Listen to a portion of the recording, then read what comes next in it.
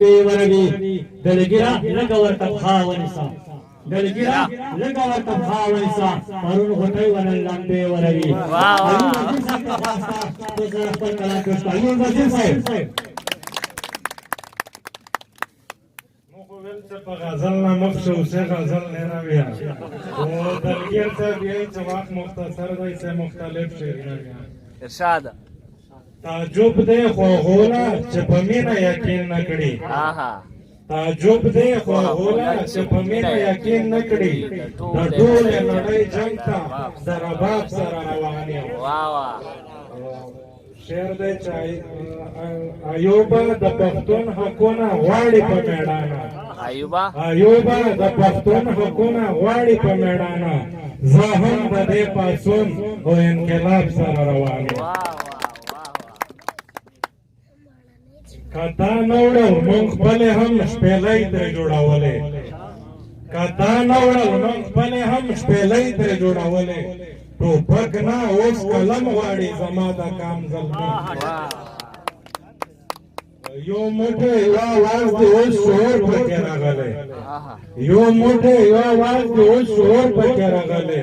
حقوق به درنه سم غواړي زما د کام زلمي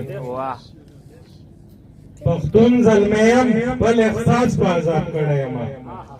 پښتون زلمیم خپل احساس په عذاب کړی یم زه چې د هرې بلا خولې ته په جله خېږم او چې ګناهګار ومه ګناه دی راته لږ وښایي چې ګناهګار ومه ګناه دی راله لږ وښایي پټ مې د نه وژني د دار سر ته په خپله خېږم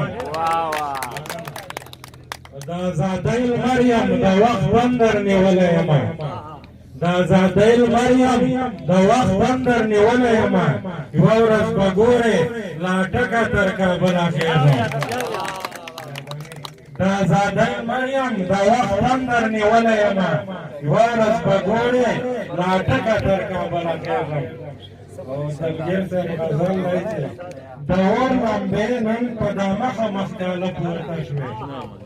د اور لمبې نن په دا مخه مخکاله پورته شوې ګنا ګلرنګې د خپل کور په ډلۍ ته پورته د اور لمبې نن په دا مخه مخکاله پورته شوې ګنا ګلرنګې د خپل کور په ډلۍ ته پورته شوې او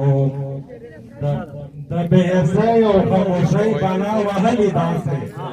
د بېحسۍ او خاموشۍ بلا وهلې داسې له دغې خاورې جنازې په ژوندانه پورته او ایوبه ځان مې د پښتون په غم ککړ کړو هله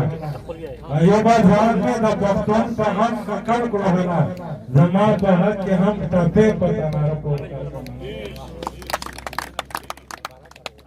یو جهان مننا بل ملګرا د کوشي ادبي ټولنې صدر